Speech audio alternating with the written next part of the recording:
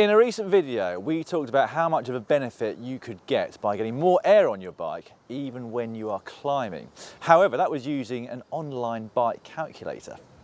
That's right. So we decided that we'd actually better come and test it out in real life. So we've come back to the very same climb, Cheddar Gorge in the UK, and to see exactly whether or not it was right.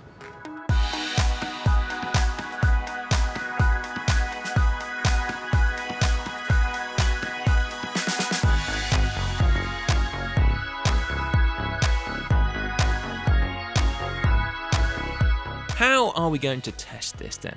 Well, to put it simply, we're each going to ride up the climb twice. The first time riding on the tops, so in a really upright position, and the second time in the most aero position we can manage.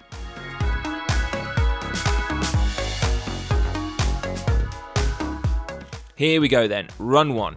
We're riding at different pre-arranged power outputs. Dan is holding 290 watts and I am going to try for 350. And as you can see, this is the non-aero run. The climb itself is 3.3 kilometers long at a gradient of 5%. Oi, stop sniggering, that's actually pretty long for the UK.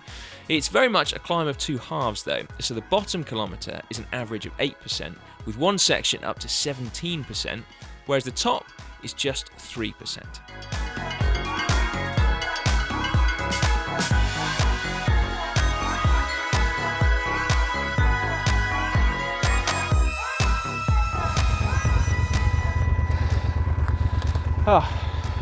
Run number one,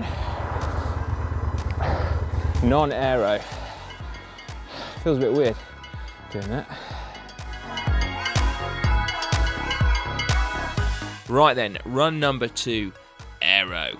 We are riding two very different bikes, as I'm sure you've noticed. I've got my Canyon Aeroed with Zip 454s, all about aerodynamics, and then Dan is on his Orbea Orca with lightweight DT Swiss 1400 wheels. Is that going to affect the results? Data is collected in the same way on both bikes though, with Quark D0 power meters and Wahoo Element head units.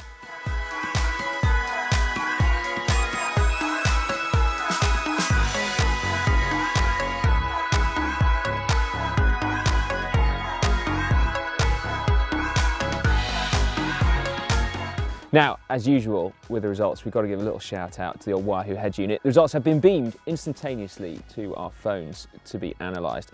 Dan, what are you? Well, I got a little bit carried away on the steeper section at the start when I was in the aero position, so I did 4 watts more and I saved 5 seconds.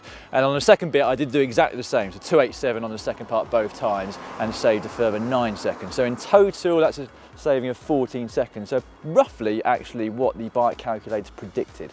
Really? Because I didn't have such good results actually. I was only 9 seconds faster for all the extra effort that going aero entails.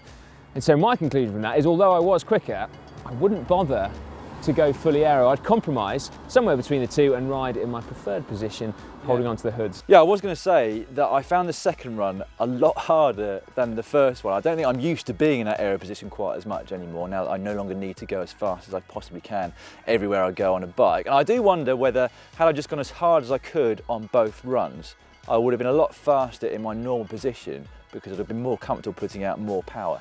Yeah, I think probably that would have been the case. There you go then, conclusion. Aero is important, but it's not everything when climbing. Although, we should mention that once again we've caught Cheddar Gorge with a distinct tailwind up the climb, so maybe that skewed the results, and possibly it's something we could revisit with a headwind at some point. Let's have a rest first. Yeah.